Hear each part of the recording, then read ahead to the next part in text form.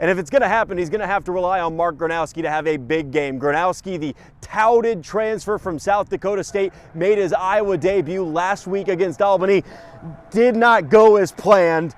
8 of 15, 44 yards passing, 1 touchdown through the air, 1 touchdown on the ground.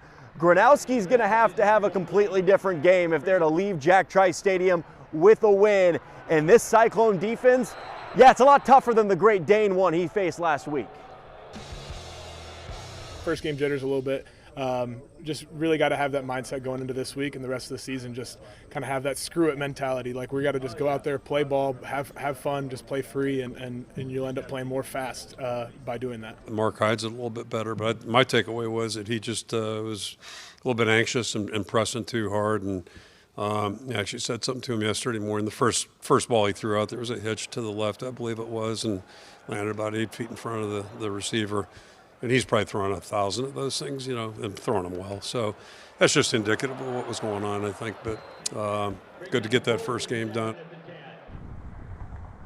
Now for Mark Gronowski, of course, he's going to take the field here at Jack Trice Stadium. He's going to look to get the Cy-Hawk Trophy back to Iowa City. And if he can do so, I think he'd put himself in the history books for Iowa. He'd make himself an Iowa legend. You win this game, you go in the history books. Here's the thing, though. When he takes the field at Jack Trice Stadium, he's not going to be the first Gronowski to do so.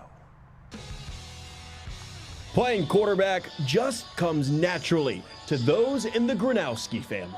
I always like throwing the ball around with my dad or my grandpa, and ever since when I was a kid, I've always wanted to be a quarterback. Mark followed in the footsteps of his dad, Ray, each playing quarterback in high school. He has the record in Illinois for least amount of passes in a state championship game. I don't know if any quarterback wants to comment on something like that, right? He did win that game. Something Mark actually didn't accomplish. That's probably one thing that I have over him. One thing of all things.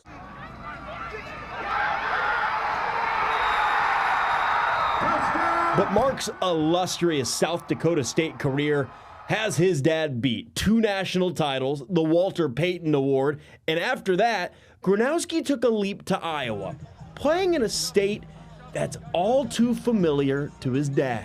Hey, there's this Gronowski kid. Could that possibly be the same guy that played back in '85? That's because long before Mark was the talk of Iowa City, his dad was the talk of Des Moines, playing for the Drake football team from 1981 to 1985. I wasn't a huge Drake fan, but we did go out and visit there whenever we were passing by, and he'd always showed us the football field growing up. The two even made their first collegiate start against the same team in the same building. I played UNI at the Unidome, and that's how he started his career. That was his first career start. That was kind of unique to be in that stadium, seeing your son starting a game where you were in that same stadium years previous was really, again, a flashback moment. Ray even played Iowa while at Drake. Of course, lost there. Never thinking at the time that one day it would be his son leading the Hawkeyes out in the Swarm.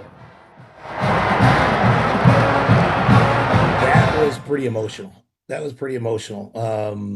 With the crowd roaring and him walking out as a captain. On Saturday, Mark will take the field at Jack Trice Stadium, being the second Gronowski to do so. The last time I've been back to Jack Trice Stadium is after a victory. What's that, 40 years?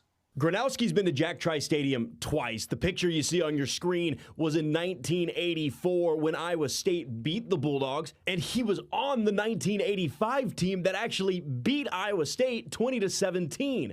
The question now, what will Mark do?